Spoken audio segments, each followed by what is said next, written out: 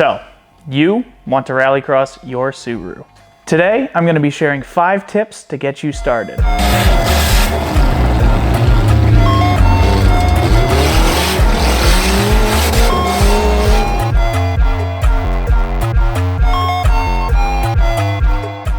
Many people don't know this, but you don't need a race car to have fun. Your grandma's Forester is perfectly capable of rallycrossing, if you wish. So what's your first step? Your first step is going to be finding your local sanctioning body. For us here in New England, we have groups like the SCCA that holds local events to us that anybody can go drive at. Okay, so you found an event you want to go to. What's the next step? Next step is going to be checking your car at home before you get all the way to an event. Nobody wants you to drive all the way out to the event just to not be able to run. Typically, the event organizers are going to have a tech sheet that you can look at home and tech your car before you get there. Simple things such as ball joints, wheel bearings, axles, tie rods, anything that's going to be a major wear component and under major stress at a rallycross. Oh yeah, and one last thing. Don't forget to tie your battery down. Step 3, we have a skid plate. Nobody likes dented oil pans or even a day ended early by loss of oil from a hole in your oil pan. Rocks and dirt can find their way into pretty much anywhere. I personally call this the anywhere rule. The anywhere rule is essentially if you look under your car and you say, ooh, I don't want rocks to go there, it might not be a bad idea to at least plan to have some sort of protection under it in the future. Don't forget headers, coolant hoses, various pieces of electronics, radiator fans, all of these things under your car are just as important as an oil pan. And as they say, the more protection, the better. Step 4 is tires.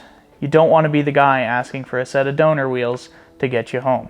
Ask me how I know. Choosing the right tire is just as important as the rest of the steps that I've previously stated. Losing a tire to a puncture can end your day just as easily as a hole in your oil pan.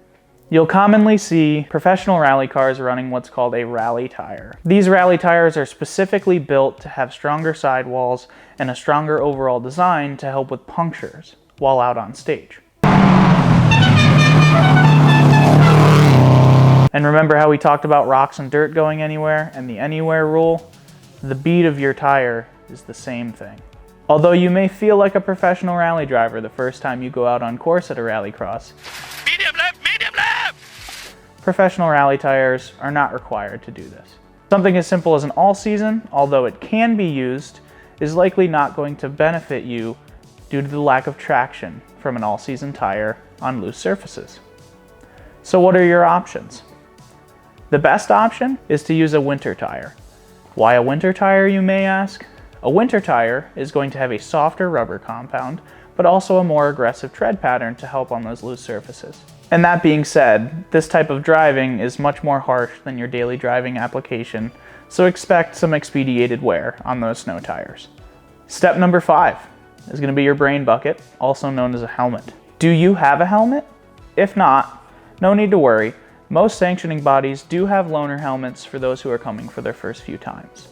That being said, if you've gone a couple times and it's something you're definitely interested in, it's time to look into purchasing a helmet. Now, what helmet do you purchase, you may ask? That is completely up to what your sanctioning body lists as their requirements for their helmets. That being said, most of these things can either be found on the tech sheet, or you can go ahead and talk with any of the local members in that group to find exactly what you need.